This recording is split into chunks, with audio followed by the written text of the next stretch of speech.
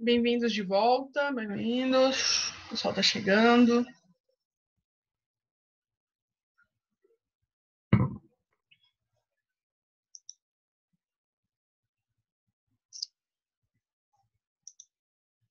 Permitindo aqui, pessoal.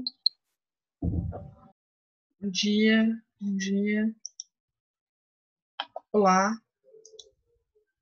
Vamos lá, então, deixa eu voltar aqui para o nosso caso. Então, qualifica o pai, tá? Adila, não sei se eu não te respondi, na verdade, porque eu não tenho resposta. Tá? Não te respondi porque eu não tenho resposta em relação à questão do dano moral. Realmente é um universo que é esquisito, sabe? Antigamente, nós víamos danos morais altíssimos, né? Altíssimos. Isso tem sido cada vez mais raro. Em relação ao dano moral, cada vez mais raro, sabe? Ver dano moral muito grande, assim, muito alto, tá? Muito alto. Então, qualifiquei o réu, daí eu começo minha petição, efetivamente. Eu vou narrar a situação que aconteceu, o cenário que eu preciso apresentar para que o juiz entenda. Depois vem a questão do direito, né, que é a questão da fundamentação. A fundamentação da situação, ou seja, o fato, ele encontra abrigo no direito? Encontra. Então, você precisa construir a sua tese jurídica. Professora, como é que eu fundamento? Você pode utilizar vários recursos. Dentre eles, a questão de artigos de lei, jurisprudência, a chamada doutrina e assim por diante, tá? E assim por diante. Então, você vai narrando. Nesse caso que eu apresentei para vocês, é uma questão de filiação, beleza? Uma questão de filiação. E aí a gente foi colocando que os parentes têm o dever de prestar alimentos, esses alimentos são fixados de forma proporcional às necessidades daqueles que estão buscando e também levando em consideração o que a pessoa pode pagar, né? Você não vai dar um dano moral, perdão, olha eu falando dano moral. Você não vai estipular o pagamento de alimentos no montante de 2 salários mínimos se a pessoa ganha 1 salário mínimo. Não tem como. Pelo Brasil afora, você vai encontrar situações em que nós temos pensão de R$ 50 a pensão que passa de R$ 50.000. O Brasil é extremamente desigual, pessoal. Então, tem pessoas que não têm condições nenhuma, que o pai vai pagar R$ 50. E, claro, se o pai ele tem uma condição melhor, ou a mãe, né? Porque eu estou falando aqui toda hora do pai, mas a mãe também, se eventualmente o pai está com a guarda do filho, a mãe também tem que pagar os alimentos, tá? A mãe também pagará. É claro que, na maioria das vezes, a criança fica com a mãe, mas não é também nenhum problema a criança permanecer com o pai, se ele tiver melhores condições, né, tiver responsabilidade sobre isso, fica com o pai, ok? Então, eu fui construindo aqui a minha fundamentação, expliquei para vocês que quando eu faço petição de alimentos, eu não peço um valor cheio, ou seja, 350, R$ 700. Por quê? Porque com o tempo, perceba o seguinte, se você está fixando alimentos para uma criança de 1 ano, pelo menos esse pai vai pagar esses alimentos até os 18 anos. Pessoal, em 18 anos você pode ter certeza que a situação econômica vai mudar. Vai mudar. Daí porque é importante a gente fixar a porcentagem. Porque a porcentagem, ela vai variar, o valor depois na hora da conversão, vai variar em virtude, por exemplo, de alteração do salário mínimo e uma série de coisas. Eu pedi aqui 40% do salário mínimo federal. Eu sei que atualmente está 1.045, eu acho. Passa de 1.000. Mas vamos colocar R$ 1.000 só para fins de equação mesmo. Aí você, 40%, vai dar R$ 400, ok? R$ 400. E eu pedi 40% do salário mínimo, mais 50%, tá? Para que seja rateado, de despesa extraordinária. O que é despesa extraordinária? Pessoal, criança tem situações que às vezes é imprevisível. Tem questão de farmácia, às vezes a criança fica doente, tem uma escolinha, tem uma consulta dentária, são situações que às vezes vai fugir dos R$ 450. Não é uma fortuna aquilo ali. Então precisa. Óbvio que precisa ser comprovado mediante nota fiscal, ok? Mediante nota fiscal. Já na petição, eu já indico, olha, eu quero que seja feito por depósito bancário. É a melhor coisa, depósito bancário. E aí você apresenta os dados da conta. Na ação de alimentos, tá? Na ação de alimentos, ela tem uma especificação interessante, que é a seguinte. Pessoal, os processos, eles terão tempo para solução, correto? Tem tempo. Vai andar, tem lá o seu tempo. Na ação de alimentos, a gente precisa se atentar ao seguinte. Quem está pedindo alimentos tem urgência, ok? A criança não vai esperar até o final do processo para ter um mínimo de dignidade em termos de alimentos, que não é só comida, é uma série de coisas. Quando o juiz ele recebe a petição de alimentos, ele precisa fixar o que a gente chama de alimentos provisórios. O que são os alimentos provisórios? Enquanto esse processo estiver correndo, é necessário que haja o pagamento desses alimentos provisórios, ok? Desses alimentos provisórios, que serão pagos pelo devedor, ok? Pelo devedor. A não ser que o credor, quem que é o credor que vai receber, fala, olha, eu não preciso deles agora, o que é raro. O que é raro. Então, você distribui a sua ação, o juiz recebe ela, antes de qualquer coisa, ele vai avaliar se está tudo certo a sua petição. Na sequência, ele vai falar, realmente, é o caso aqui de fixação de alimentos provisórios. Aí ele vai citar o réu, vai falar, olha, tem uma ação aqui de alimentos contra o senhor e o senhor já tem que pagar os alimentos provisórios desde então. Okay? Então, os alimentos provisórios, eles serão pagos durante o curso do processo. Via de regra, acaba que o valor de alimentos provisórios, pelo menos o que eu tenho visto em algumas situações, eles dão um pouquinho menos ou o valor mesmo solicitado. Mas às vezes eu estou vendo eles dando tipo 10% a menos de alimentos provisórios. Eu peço os alimentos que eu quero, tipo de 40% e alimentos provisórios iguais. Se eu quero 40, eu também quero 40 de alimentos provisórios, até porque, né, é aquilo que eu estou querendo mesmo. Ok? Então, os alimentos provisórios precisam ser fixados. Aqui coloquei os mesmos dados, mesmo pedido de alimentos provisórios, para ser depositado em conta. Os meus pedidos, né? O pedido, olha, eu quero com essa ação o seguinte, eu quero isso aqui, ó. Ante ao exposto, eu estou pedindo o seguinte, eu quero 40% do salário mínimo, tá? A título de alimentos, isso aqui é pedidos e requerimentos, tá? Intimação do Ministério Público para que ele acompanhe o processo.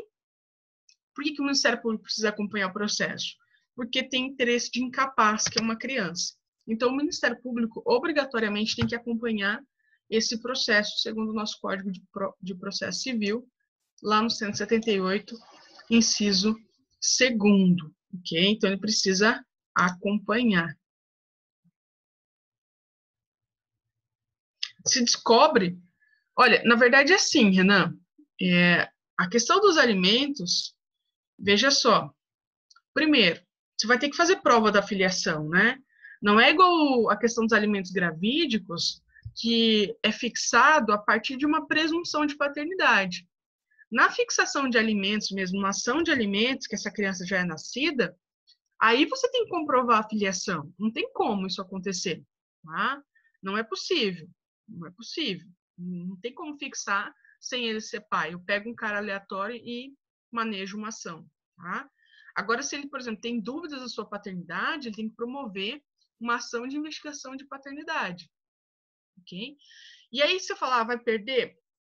Tem se considerado que não se perde, tá? Porque a criança é o destinatário, a criança precisa ser protegida, mas fica um pouco difícil ele descobrir que não é pai no meio do caminho, porque tem que ter a questão da filiação. Para o juiz, apresentou a certidão de nascimento, está registrado o nome dele, é pai, tá? Agora, tem dúvidas? Tem que entrar com ação de investigação de paternidade, ok? Mas em relação a essa questão de perder o dinheiro, a jurisprudência tem considerado que não perde, não. Ele perde, quer dizer, ele perde, né? Tô falando que a criança não perde. Ele vai perder o dinheiro. A não ser que daí você comprovar que, por exemplo, a mãe entrou com uma ação de má fé, daí você pode entrar com alguma reparação nesse sentido. Mas o contrário, eu pedi para ele comparecer em audiência de conciliação, eu quero audiência de conciliação e fixação dos alimentos provisórios. Pessoal, lembra do valor da causa, que é aquela questão econômica do processo? Quando se trata de ação de alimentos, até citei aqui, ó, 292, inciso 3º do processo civil, como é que eu calculo? É 12 vezes o valor que eu estou buscando. Então, se eu estou buscando, por exemplo, 500, né, 50% de R$1.500, eu vou fazer 12 vezes 500, converto e faço, que vai dar aí R$6.000. Então, o meu valor da causa será de R$6.000. Pessoal, quando você for colocar valores, tá, em uma petição, coloca o valor e escreve por extenso, tá? Escreve por extenso para não gerar nenhuma dúvida. Escreve por extenso também. E as provas? As minhas provas, eu falei que, olha, eu vou utilizar todas as provas admitidas, beleza? Nestes termos, pede e espera deferimento, tá? Pede e espera deferimento. Sim, Ângela. Você pode. A Ângela me perguntou se no mesmo processo ela pode fazer uma investigação de paternidade e alimentos. Sim. Olha só, inclusive, já peguei caso assim. O que você vai fazer? Você vai fazer uma ação que tem mais de uma situação envolvida, que é a seguinte: pede-se a investigação de paternidade, ou chamada parentalidade, mais ação de alimentos. Se comprovado que, de fato, ele é pai, aí ele vai pagar alimentos. Se não for, não haverá o pagamento de alimentos, ok? Não haverá o pagamento de alimentos. Então, você pode fazer assim, no mesmo processo, as duas coisas. Faz a investigação de paternidade e, em caso de comprovação, ali junto você já pede os alimentos, beleza? Agora a gente vai começar um assunto novo, né? Pessoal, então, petição, a gente terminou. Vocês já têm essa peça à disposição de vocês para irem treinando. Eu acho que eu até deixei ela em Word lá, não sei. Acho que eu deixei em Word, né? Para vocês pegarem e irem fazendo aí alguns treinos de petição e tal, se familiarizando com a situação. Vamos começar agora a questão da magistratura. Não sei se tem alguém que quer ser juiz aqui. Né? Se alguém quer ser juiz, então vamos entender um pouquinho a questão da magistratura, né? Quando a gente fala magistrado, nada mais é do que um juiz, é um termo que a gente utiliza para... Gente, deixa eu só ver uma coisa aqui. Ah, não, eu tô gravando. Nossa, me bateu um pânico aqui que eu não estava gravando a aula. Deixa eu voltar, tá gravando sim. Então vamos para a questão da magistratura, né? Como é que se entra na carreira da magistratura? E aí, pessoal, alguém tem alguma ideia como é que se torna juiz no Brasil?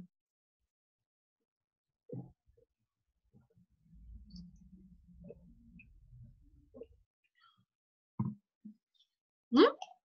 Não, professora, eu estou aqui de boa, estou tomando meu café, não quero concurso. E você sabe, concurso, pessoal, é exatamente isso. Salvo a questão do Supremo Tribunal Federal, que a gente vai conversar depois como é que os ministros, né, que são juízes no final das contas, mas eles não ingressam na forma de concurso, né? Tem todo um rito que a Constituição exige, né, um notório saber jurídico, uma questão de idade e assim por diante, mas não é concurso. É um concurso difícil, realmente. Ele tem muitas fases, é um concurso que dura mais de um ano, tá? Às vezes muito mais do que um ano, e não é impossível, né, pessoal? Qual que é o segredo? A gente vai falar sobre as fases agora, Bianca. O segredo é estudar com disciplina, pessoal, e ter paciência, né? Paciência. Você fala, isso está muito distante. E aí você acha que é impossível? Não, não é, pessoal. Tem gente estudando, tá?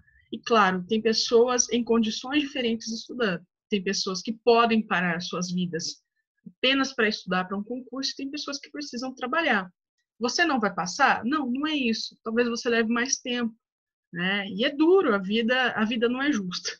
Infelizmente, a vida não é justa. E as pessoas têm condições pessoais muito diferentes, ok? Mas não é sinônimo para a gente desanimar. Tem que continuar estudando e bola para frente. Vamos entender, então, como é que se ingressa na carreira da magistratura, esse concurso que é bem exaustivo, né, demanda bastante. Primeira coisa, para você tomar, entender aqui o cenário, tem uma regulamentação do Conselho Nacional de Justiça só sobre esse concurso, como ele deve funcionar. Então, todos os tribunais, né, todos os locais que abrirem o concurso devem seguir essa resolução de número 75 do CNJ. Para se fazer um concurso, tem que seguir. Então, aqui o Tribunal de Justiça do Paraná vai abrir um concurso para juiz, ele tem que observar a resolução número 75 do CNJ, ok? Não dá para simplesmente violar essa resolução, tem que seguir. Então, vamos lá. Acabou ficando junto aqui, mas, enfim. Artigo 5º, pessoal, dessa resolução. Então, a gente vai estudar essa resolução. Olha as etapas, né? São 5 etapas. 5 etapas esse concurso. Primeira etapa, prova objetiva de caráter eliminatório e classificatório. É uma prova com questões objetivas, como o próprio nome diz, e aí tem a questão do a chamada nota de corte, e assim por diante, de quantos vão avançar para a próxima fase. Por isso que ela é chamada eliminatória. E também vai te classificar. Se você está ali em segundo, terceiro, e assim por diante, ela já aponta isso. Se passou e passou em qual classificação.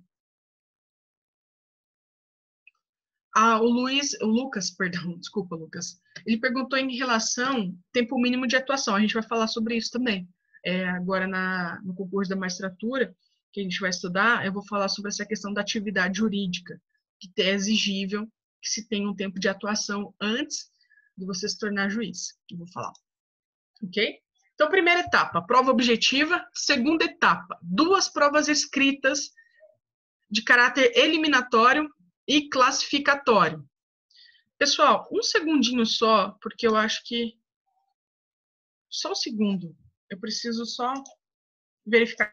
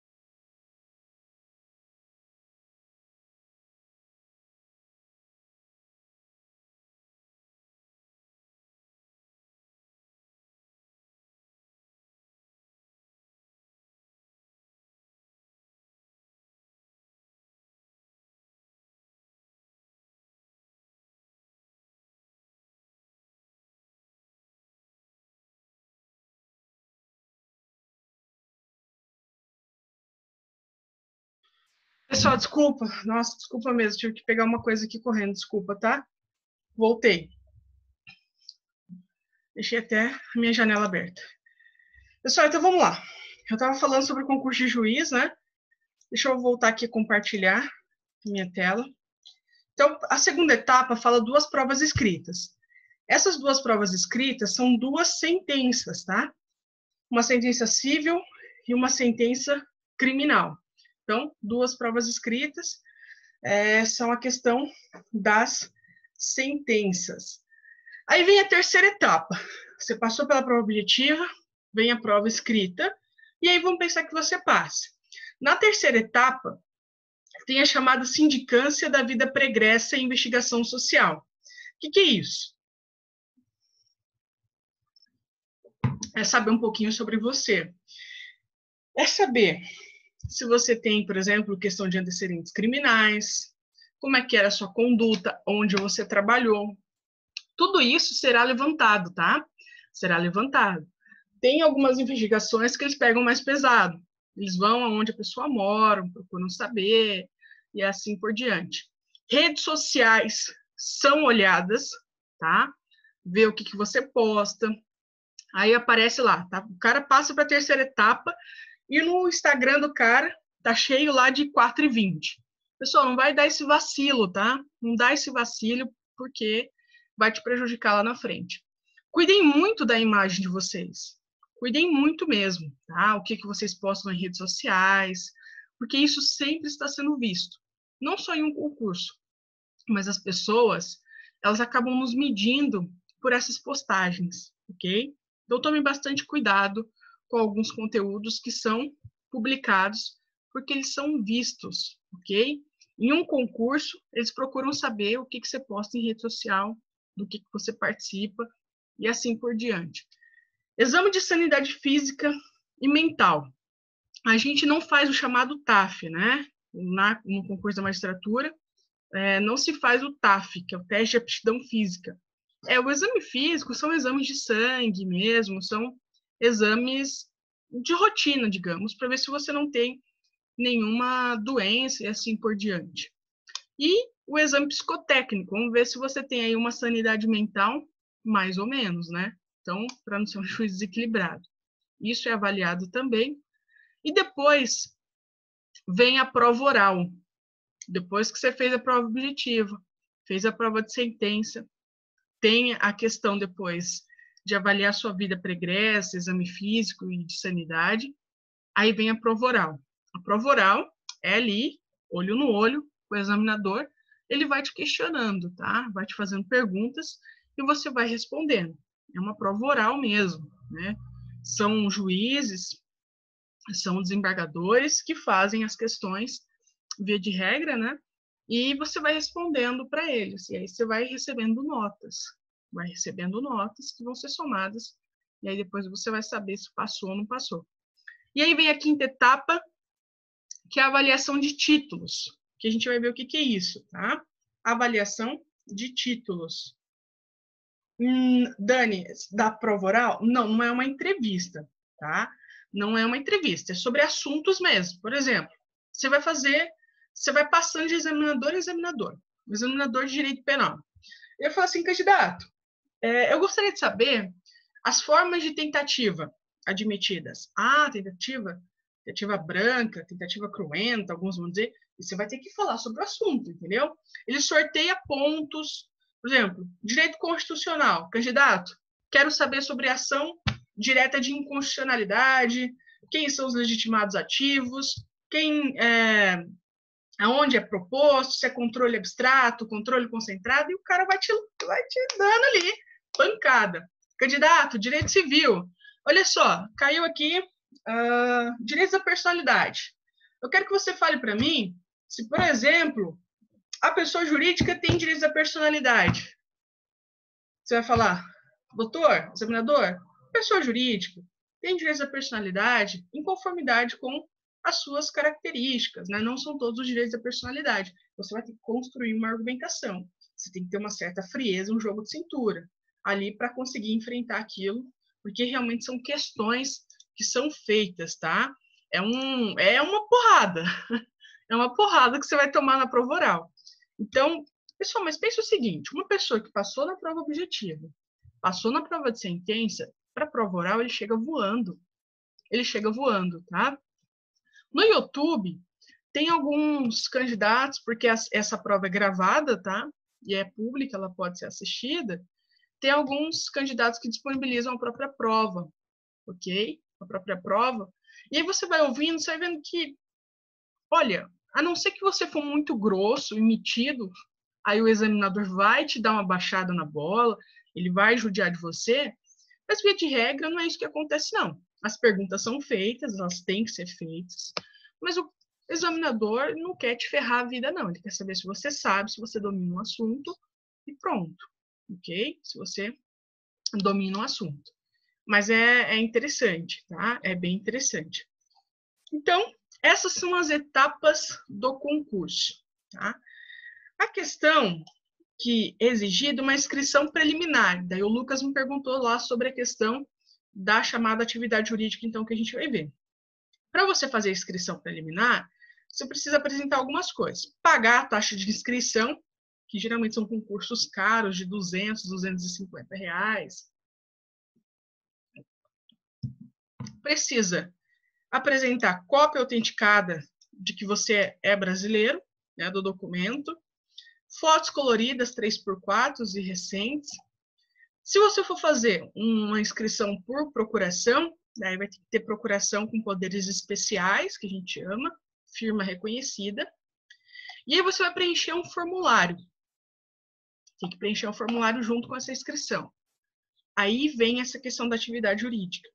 Você tem que declarar, primeiro, que você é bacharel em Direito, né? E você vai ter que atender até a chamada inscrição definitiva, que vem após a chamada prova de sentença, que é a segunda fase.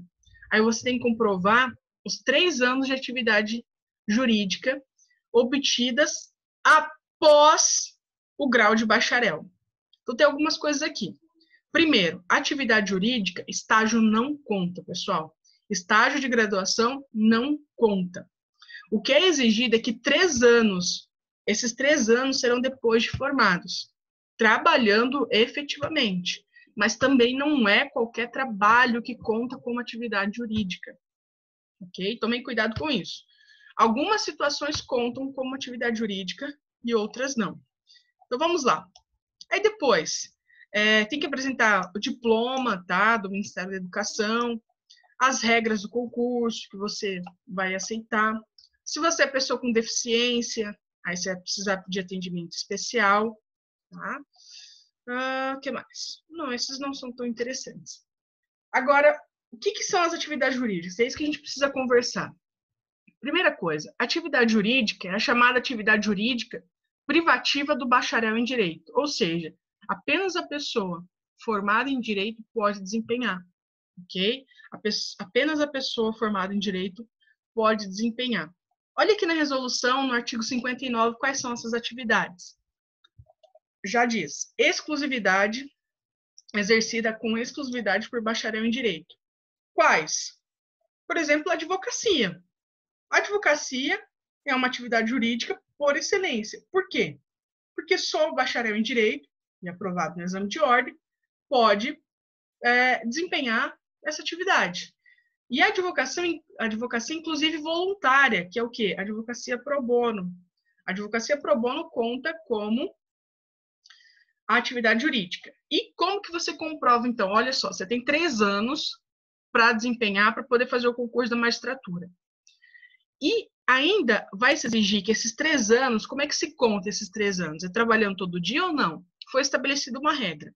Para você ter 3 anos de atividade jurídica, se você for exercer a advocacia, será como? Você precisa de pelo menos 5 atos privativos do advogado em causas distintas. Por exemplo, 5 audiências, 5 respostas à acusação, 5 alegações finais e assim por diante. Então, você não precisa fazer 30 peças no ano. Se você conseguir fazer 5 já, assinando, comprovando, já é o suficiente para comprovar. Então, 5 por ano. 5, 5 e 5, que são 3 anos de atividade jurídica. Beleza? Então, só para recapitular, 3 anos de atividade jurídica e cada ano, se for exercida a advocacia, 5 atos serão suficientes. Outros cargos que contam como essa atividade jurídica.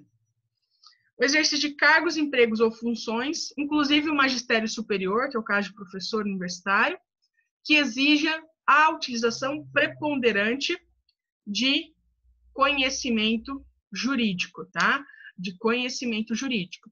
Por exemplo, cargo, né, delegado, pode ser procurador de município, promotor de justiça, tudo isso é atividade jurídica, né, que vai contar. Conciliador também, junto aos tribunais, conta, ok? Tem que ter no mínimo 16 horas mensais e durante um ano, ok? Conciliador também conta. Atividade de mediação também conta. E aqui essa ressalva que eu deixei em vermelho, pessoal, estágio não conta como atividade jurídica. Porque as pessoas pensam assim, vou fazer o estágio, já mato os 3 anos agora. Não, não vai contar. O estágio tem que ser feito? Tem, é óbvio, ele é importante. Eu estou dizendo assim, que para fins desse concurso, ele não é contabilizado nos 3 anos exigidos. Você vai ter que se formar e vai ter que começar a atuar. Qual que é a ideia aqui, pessoal? Isso não era exigido antigamente, tá? Não era necessário. Só que houve uma preocupação de que os juízes que chegavam eram muito jovens. E o problema não é ser jovem, o problema é a falta de experiência no sentido de saber como funcionam as coisas. Se perceba o seguinte, uma pessoa de 24, 25 anos, trabalhando em um caso que envolve direito de família, um divórcio, uma pensão, não é por maldade, mas essa pessoa ainda, ela não entende muitas dinâmicas da vida. Nós somos jovens. Né? Eu tenho 29, eu não tenho filhos, por exemplo. Veja, a situação, ela exige uma certa tranquilidade, uma certa experiência de vida, para que aquilo seja decidido com serenidade. Então, a ideia de estipular esses 3 anos de atividade jurídica é que as pessoas tenham maturidade para atender à altura desse cargo, porque é um cargo de muita responsabilidade, né? Não é brincadeira, é de muita responsabilidade, então precisa aí de bastante atenção em relação a isso, ok? Deixa eu só olhar o chat aqui. O Lucas, professora. Tá, o Lucas perguntando se tem uma idade para assumir. Não, Lucas, não tem. Nós não temos essa idade, tá? Nós não temos essa idade. Claro, né? Após 75 anos não vai ter como, porque vem a questão da PEC da bengala. Mas, por exemplo, não é igual o concurso de polícia, que tem idade mínima nem nada. Então, você pode, com 35, 50 anos, passar para a magistratura que está tranquilo. Tá tranquilo. No Brasil, nós não condicionamos a questão de idade. Há alguns projetos por aí tentando estabelecer um mínimo de idade. Não é mínimo, olha só, não é máximo, mínimo 30 anos. Para quê? Para que a pessoa ainda tenha mais maturidade. Mesmo com essa estipulação da atividade jurídica, tem muita gente que não cumpre isso. Não é que o concurso vai admitir pessoas que não cumprem, não é isso que eu estou dizendo. O que acontece? O cara tem um amigo que é advogado e fala, bota meu nome lá na tua petição e vai. Só que ele mesmo não está atuando. Ele não está atuando. O pai é advogado, o pai vai lá, assina para o filho, assim por diante. Acaba que ele não cumpre, no final das contas, a atividade jurídica. Então, né, tem alguns projetos querendo aumentar essa atividade jurídica para 5 anos. Para 5 anos, tá? Alguns projetos têm tentado, nesse sentido, aumentar esse prazo. Ainda não foi votado. Eu acho que um dia isso vai ser aumentado, mas por enquanto não. Tem a questão da justiça militar. O concurso vai ter que obedecer as mesmas regras, Heron. As mesmas regras, obedece as mesmas regras, tá? Claro, é um concurso que pouco abre vaga, tá? Que pouco abre vaga, mas vai obedecer essas regras, ok? Pessoal, eu vou ficando por aqui, deixa eu só ver se eu não... E aí, na próxima aula, a gente vai ver a questão dos títulos e assim por diante. Então, por hoje é só. Deixa eu fechar aqui. Por hoje é só. E aí, na próxima aula, a gente segue. Beleza? Então, até a próxima. Um ótimo final de semana para vocês. Bom descanso e até breve.